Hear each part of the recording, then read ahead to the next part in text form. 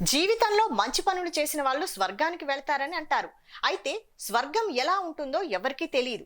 కానీ చాలా సినిమాల్లో మాత్రం స్వర్గం చాలా అందంగా, ప్రశాంతంగా, సకల సౌకర్యాలతో ఉన్నట్లుగా చూపిస్తుంటారు.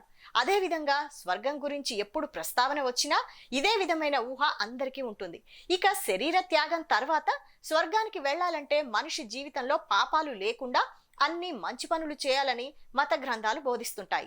కానీ అసలు స్వర్గం అనేది ఉందా లేదా అనేది ఒక ప్రశ్నార్థక అంశంగా మిగిలిపోయింది. పురాణాలు గ్రంథాల్లో మాత్రం స్వర్గానికి ఒక ప్రత్యేక స్థానం ఇవ్వడం జరిగింది. మరి ఇలాంటి పరిస్థితుల్లో ఓ శాస్త్రవేత్త ఏకంగా స్వర్గానికే దారి కనిపెట్టేశాడు. అతడు స్వర్గానికి రూట్ మ్యాప్ కూడా వేశాడు. దీంతో ఆధునిక భౌతిక శాస్త్రం, ఆధ్యాత్మికత మధ్య జరుగుతున్న ఈ చర్చ ఇప్పుడు ప్రపంచవ్యాప్తంగా హాట్ టాపిక్ గా మారింది. మరి నిజంగానే స్వర్గానికి దారి ఉందా తెలుసుకోవాలనుకుంటే లెట్స్ వాచ్. ఈ ప్రపంచం ఎన్నో రహస్యాలతో కూడుకున్నది. ఇప్పటికే మనుషులు ఎన్నో రహస్యాలను ఛేదించుకుంటూ పోయినా ఇంకా ఎన్నో అన్సాల్వ్డ్ మిస్టరీలు చాలా ఉన్నాయి.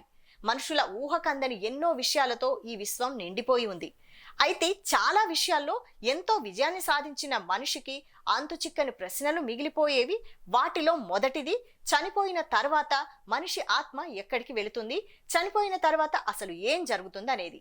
ఇది మాత్రం మనిషి తెలుసుకోవాలని ఎంత ప్రయత్నం చేసినా సాధ్యం కాని ప్రశ్నగానే మిగిలిపోయింది.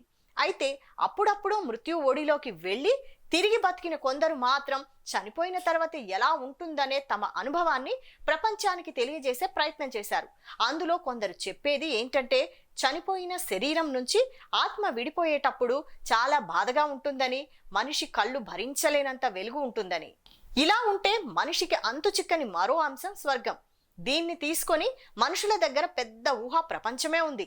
పురాణాలు గ్రంథాల్లో స్వర్గానికి చాలా ప్రాధాన్యత ఉంది. మరి ఇలాంటి పరిస్థితుల్లో స్వర్గం అంటే కేవలం పురాణాల్లోని ఊహా ప్రపంచమేనా, లేక విశ్వంలో మనకు తెలియని ఒక భౌతిక ప్రదేశమా అన్న ఈ ప్రశ్నకు అవుననే సమాధానం ఇస్తున్నారు మాజీ హార్వర్డ్ ఫిజిక్స్ లెక్చరర్, ప్రముఖ సైన్స్ కమ్యూనికేటర్ మైకేల్ గిల్లెన్. మనం స్వర్గం అని పిలిచే ఆ పవిత్ర ప్రదేశం ఈ విశ్వంలోనే ఒక నిర్ణీత దూరంలో ఉండవచ్చని ఆయన తాజాగా ప్రచురించిన ఒక పరిశోధనాత్మక వ్యాసంలో వెల్లడించారు. ఈ క్రమంలో మైకేల్ గిల్లెన్ స్వర్గం సిద్ధాంతం ప్రకారం స్వర్గం అనేది కాస్మిక్ హోరిజోన్ కు అవతలి వైపున ఉన్న అత్యంత పవిత్రమైన ప్రదేశం. సైంటిస్ట్ ఎడ్విన్ హబుల్ సిద్ధాంతం ప్రకారం గెలాక్సీలు ఒకదానికొకటి కాంతి వేగంతో దూరంగా జరుగుతున్నాయి. భూమి నుండి సుమారు 439 బిలియన్ ట్రిలియన్ కిలోమీటర్ల దూరంలో ఒక సరిహద్దు ఉంది. దీనినే కాస్మిక్ హారిజోన్ అంటారు. దీనిని దాటి మనం ఎప్పటికీ చూడలేం, అక్కడికి చేరుకోలేం. అక్కడి వెలుగు, కళ్ళు చెదిరే ప్రకాశం కారణంగా అక్కడి వైపు చూడ్డానికి కూడా మనిషికి సాధ్యపడదు. అందుకే ఆ కాంతికి అటువైపు ఏమవుతుందో మనుషులకు తెలియదు. అయితే అక్కడే స్వర్గం ఉండే అవకాశం ఉందని సైంటిస్ట్ గిల్లెన్ చెబుతున్నారు. అంతేకాదు, గిల్లెన్ వాదనలో బలమైన విషయాలను ప్రస్తావిస్తున్నారు. అందులో మొదటిది, ఈ విశ్వం చాలా అపరిమితమైనదని, మనుషులు చూస్తున్న విశ్వం కంటే ఆ కాంతి అవతల ఇంకా చాలా ఉందని, మనం చూడలేనంత మాత్రాన అక్కడ ఏమీ లేదని అర్థం కాదని అంటున్నారు. ఇక ఐన్స్టైన్ సాపేక్షక సిద్ధాంతం ప్రకారం కాస్మిక్ హారిజోన్ వద్ద కాలం ఆగిపోతుందని, అక్కడ గతం, వర్తమానం, భవిష్యత్తు ఉండవు. ఈ సిద్ధాంతాన్ని బేస్ చేసుకున్న స్వర్గం కూడా కాలాతీతమైనది కాబట్టి ఇది సరిపోలుతుందని శాస్త్రవేత్త గిల్లెన్ అంటున్నారు. అంతేకాదు, కాస్మిక్ హారిజోన్ వద్ద విశ్వంలోని అత్యంత పురాతన వస్తువులున్నాయి. అంటే దీనికి అవతల ఉన్నది బిగ్ బ్యాంగ్ కంటే ముందే ఉండవచ్చు. దీంతో పాటు సృష్టి రహస్యం గురించి కూడా ప్రస్తావించిన గిల్లెన్ బిగ్ బ్యాంగ్ ను కేవలం ఒక పేలుడుగా కాకుండా ఒక సృష్టి కథగా చూసే శాస్త్రవేత్తలు కూడా ఉన్నారని అంటున్నారు.